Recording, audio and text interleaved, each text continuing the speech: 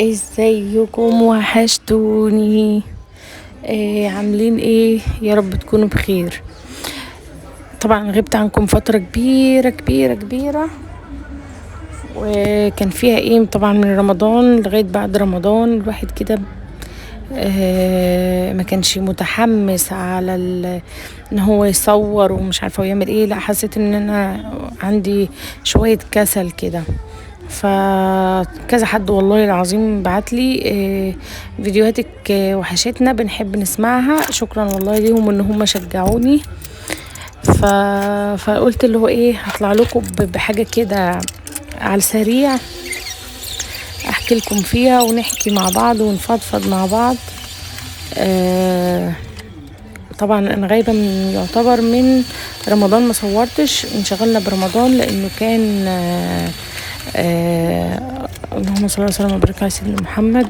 يعني كان الواحد ايه عبال ما يصلي ويعمل مش عارفه ايه ويتحرك كده فاللي هو الواحد ما كانش، لا مش لا احنا نخليه متفرغ، نفرغه للعباده وبعدين نبقى نصور. جينا بعدين يلا نصور، هوب شوية كسل على شوية مش عارفة ايه على شوية مشاغل على شوية. فالمهم الواحد انشغل جامد. ف... فطبعا رجعت عشان انتوا وحشتوني. فقلت ايه بقى، اطلع كده ايه اطبق معاكم الهدوم واصور. الواحد بيتكسل حتى، يعني انا كسلت حتى امسك الكاميرا. مش عارفه اتحسدت ولا ايه يا جدعان؟ حد يقول لي. طبعا انتوا عارفين ان انا بنشر على في الباب بتاع ده في السطوح. طبعا الم الهدوم في الطبق، فقعدت كده بالليل قعدت اطبقها مره واحده يعني. فوفو كان مطفشني، فروحت جبت الكاميرا جنبي اهو. بصوا شايفين الرخامه؟ مفيش ارخم من كده، حاجه اخر رخامه يعني. ما صدقت ان هو ايه هويته كده ولا كده. وبعدين رحت قعدت. بصوا هتلاقوني عماله اجيبها من شمال يمين، مش عارفه اوديها فين واجيبها فين بالظبط منه. كان مطفشني. المهم طبقتهم واحنا قاعدين وبنرغي كده بالليل. وبعدين والولاد كانوا طبعا بيلعبوا. فرحت قلت ان انا ايه اطلع بقى ايه نعمل مع بعض كده، نشجع بعض. لان اصلا الصيف جاي، والصيف كله مش عارفه هو كله نشاط ولا كله كسل. مش عارفه. هو حلو في حكايه ان انت بتنضفي، فتلاقي نفسك عندك استعداد ان انت تجيبي جرد الميه كده وتكبيه في الشقه كده وتملي وتغرقيها و... وتمسحي وتنضفي. بس طبعا اللي قاعدين في اخر الدور زيي، فطبعا دول بيعانوا معاناه. يعني انا بحب الصيف جدا، بس في يومين جم حر فحسيت ان انا بصوا حتى مش طايقه نفسي. كان صعب جدا جدا جدا. غسلت العزيزه طبعا بلمعها، كنت سايباها فترة جالها تراب من انا لما قاعدة على شارع. حتى لو مسحت دلوقتي لازم امسح بكرة، علشان الدنيا كلها تراب، بتتملى تراب فعلا. فهمسحها وطلعت الهدوم اهو، حاجة كده ايه سريعة. فكملوا بقى معايا للاخر. طبعا اللي بيحافظ على حاجته، يعني حاجته بتعيش معايا وبتفضل معايا. يعني انا ما شاء الله انا بحب احافظ على حاجتي جدا جدا جدا جدا كمان. بحب انضفها وما بحبش حد حتى يلمسها. فبحب احافظ على كل حاجه. ولما حاجه عندي بتتكسر او يعني مثلا كرسي حصل فيه حاجه، ترابيزه حاجه ضاعت حاجه كده، فبحب ان انا ايه اجددها على طول او اصلحها على طول. لان يعني لو سبتها تتكسر وتتفكك من بعض.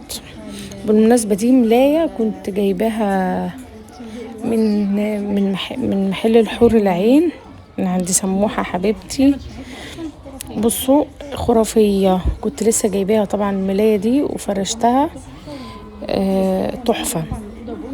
الواناتها كده مزهزهة ومزهزهة الأوضة. يعني الملاية كده مزهزهة الأوضة جدا. تحفة. هسيب لكم اللينك بتاع شوية ملايات خطيرة، هسيبه لكم في الديسكريبشن. قولوا لي رأيكم فيها وفي الألوان بتاعتها، وسعرها حلو جدا برضو. هنا كنت خلصت الأوضة، اللي هو بعمل حاجة يعني لما اللي بيحط ايده في الشقة وبيعمل كده ويظبط الدنيا، ما بيشيلش الهم. لا يا بابا ما فيش نزول مهما اتنين.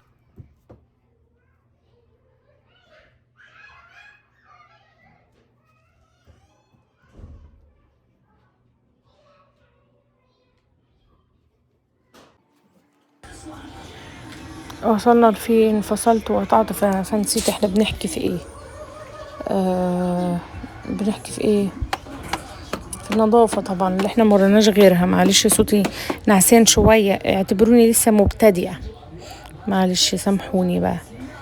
هنا بصوا الجو اصلا خلاني انعس والله العظيم وانا بتكلم.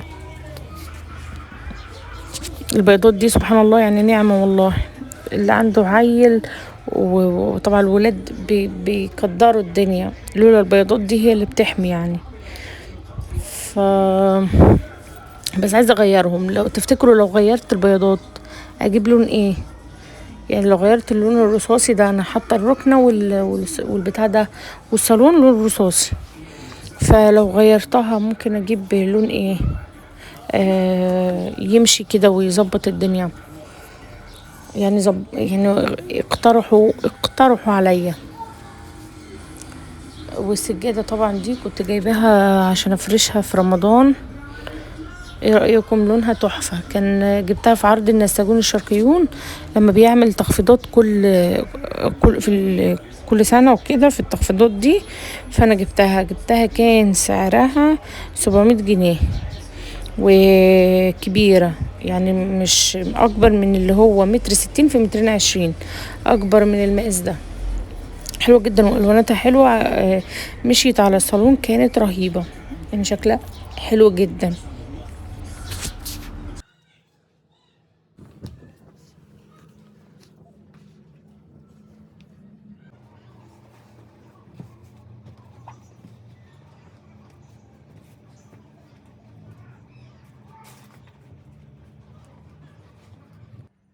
والترابيزات دي برضو كنت جبتها على رمضان. عايزه احط لها ازاز، بس انا مش عايزه احط لها ازاز لحاجه، لان عندي طبعا انتوا عارفين فوفو صغير، هيكسر الازاز. يعني الازاز اصلا مش هيقعد معانا يومين او 3. فقلت ان انا هسيبها كده لغايه لما ان شاء الله يعني ربنا يهديه ويبارك فيه كده، ويبقى واعي ان ما ينفعش يلعب عند حاجه او كده، زي يعني يبقى زي اخواته كده، ما ينفعش يتكسر او كده. وساعتها احط لها ازاز. لكن دلوقتي لا، هسيبها كده وخلاص، مش هحط ازاز. بحط عليها مفرش ودول بحطهم تحتيها كده وخلاص، يعني تحت الترابيزه، وبرده بتكون شكلها حلو. وحطها جنب الركنه. طبعا انا دلوقتي يعني هغير برضو، انا كل شويه بدخل الركنه جوه بطلع الصالون علشان كنوع من التغيير.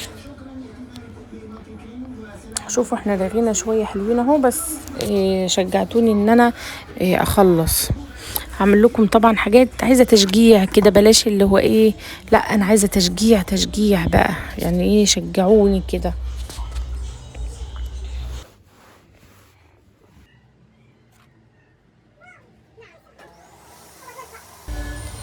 اخيرا الحمد لله، دي الخطوه اللي بصوا كله بيستناها، ان انت تكوني خلاص خلصتي يا دوب بتعملي بالمكنسه الكهرباء او بتمسحي. انا كانت عندي طبعا الارض الحمد لله نظيفه، فروحت عملت السجاد بس بالمكنسه الكهرباء. عايزه اجرب المساحه اللي هي فيها خزان ميه دي يا جماعه، لو حد جربها يقول لي عليها هي حلوه ولا وحشه، علشان انا كنت عايزه اشتريها، فعايزه اخد رايكم الاول. اهي شكل السجاده بصوا، حلوه صح؟ ماشيه خالص مع البتاع ده، مع الصالون، مع الانتريه، حلوه خالص. الالوانات بتاعتها اصلا لفتت نظري. انا بحب اشتري جدا سجاد جدا، اي حاجه في البيت انا بحب اشتريها، لان الحاجه اللي في البيت بيجي لها وقتها وبتنفع. فبتلاقوني ان انا كل شويه بحب ان انا اجدد كده واهتم ايه رايكم؟ لون حاسه لون مختلف عن لون السجاد ولا ايه؟ يعني انا عندي سجاد كتير كتير.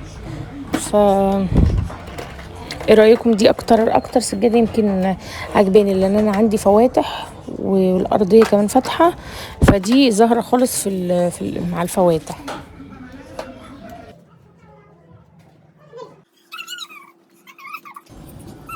طبعا انا الكولر بتاع الميه انا بنضفه اصلا من جوه وكده، بس انا كنت منضفاه من جوه، كان فاضل بس مطرب من بره.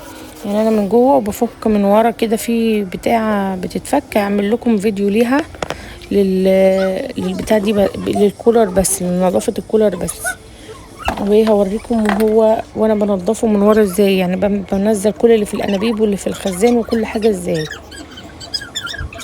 فهعمل لكم فيديو ليها لو حابين، لو مش حابين خلاص. دي كنت قاعده طبعا عملتها رخام، واحنا بنعمل البيت، فرحت خليت ابو بودي يعملها لي عشان احط عليها الكولر حلوه جدا، شكلها حلو، وكمان علت الكولر عن ما كان فوفو بيطوله كل شويه. هو مازال برضو بس هو علت الكولر شويه. وهنا طبعا الرف اللي بحط عليه الاريال والحاجات دي. طبعا اللي عنده الحته دي، يعني اللي عنده مساحه ان هو يعمل الرف ده، فده مهم جدا جدا جدا، بالذات اللي عنده اطفال صغيره زي ابني كده. ممكن ان هو يمسك الكلور يشربه مثلا، او ممكن يكب الكلور على هدوم او كده، فده بعيده خالص، محدش بيطولها غيرك انتي بس. الفكره دي حلوه جدا جدا. وكنا وصلنا طبعا للبوتاجاز الاخير، اخر حاجه في النظافه. وهعمل بقى عشوة سريعا. عملت مكرونة بصلصة، انا بحبها جدا جدا جدا. عندي صلصة فكيتها في حلة، وبعدين حطيت الثوم، وحطيت الصلصة، سلقت المكرونة وحطيتها، كانت خرافية. تابعوها للآخر، يعني تابعوا للآخر كده وشوفوها. انا اكتر حاجة بحبها في حياتي المكرونة بالصلصة. ده كان عشاء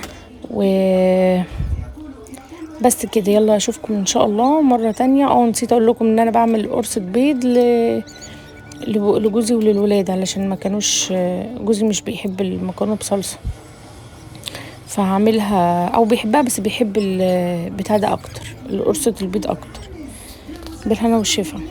فيلا بقى ايه، عايزة تشجيع حلوة منكم. اشوفكم ان شاء الله في فيديو جديد، تابعوا ده للاخر.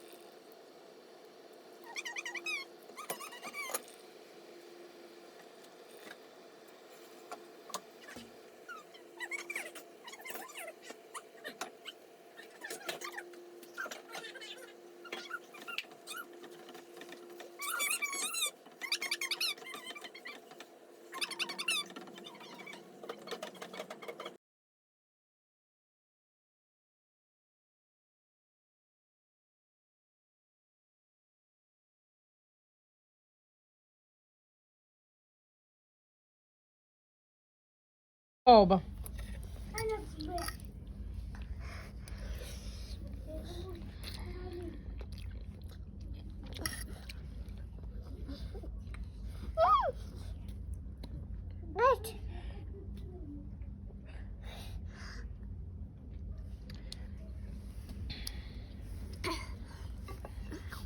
بتعمل ايه؟